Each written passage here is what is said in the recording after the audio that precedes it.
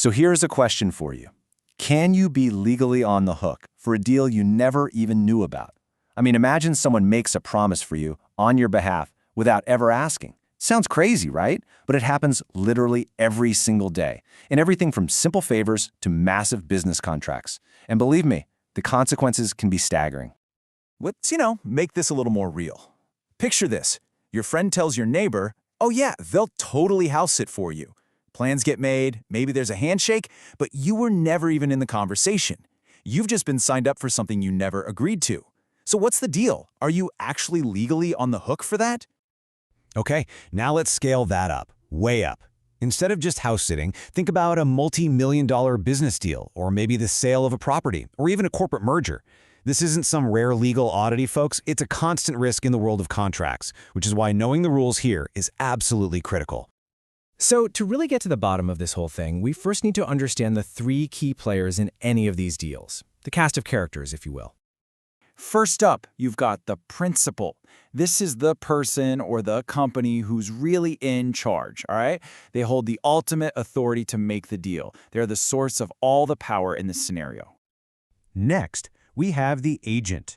Now, this is the person who gets the green light, the permission from the principal. They're empowered to go out into the world and act on behalf of that principal. Negotiating deals, signing papers, the whole shebang. And finally, there's the third party. This is basically everyone else, the person on the other side of the table. They're dealing with the agent, and, this is super important, they believe that the agent has the full backing and authority of the principal.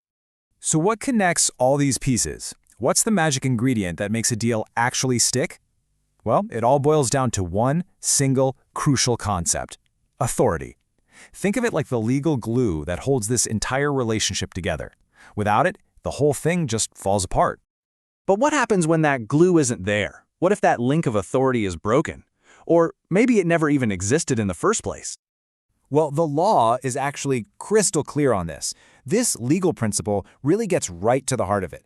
It says that if an agent has neither actual authority, that's like direct, explicit permission, nor apparent authority where the principal's actions made it look like they had permission, then the principal is simply not bound. It's that simple. The deal is off.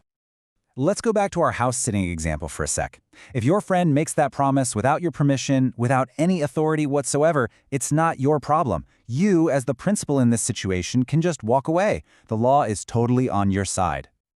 Hey, this isn't just some theory from a textbook. There's a landmark Australian High Court case that perfectly shows this principle in action.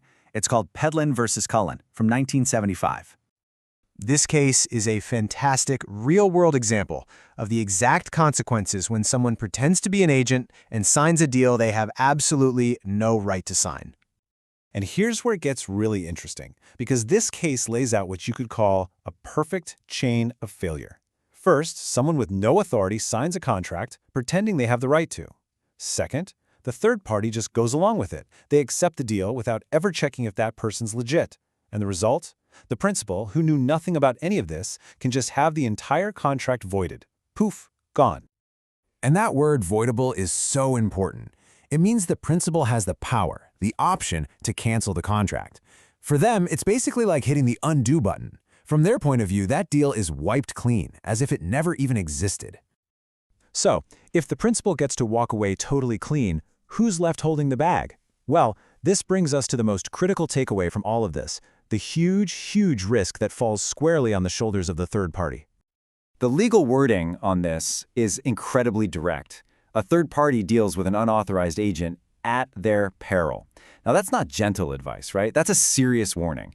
The law is set up this way to force everybody to do their homework. It ensures a stable, predictable business world where you can't just take someone's word for it. You have to verify. Otherwise, the risk is all yours. So let's boil all this down. What are the key things you need to remember? 1. No authority means no valid contract against the principal. Simple as that. 2. And this is the big one. It is always the third party's job to check that authority. That means you can't just assume, you have to ask for proof. And that really leaves us with one final, crucial question. Whether it's a tiny agreement or a massive contract that could change your whole company, the next time you're about to put your name on that dotted line, just ask yourself this. Are you absolutely sure the person across from you has the authority to make that deal? Because finding out later that they didn't, well, that could be a very, very expensive mistake.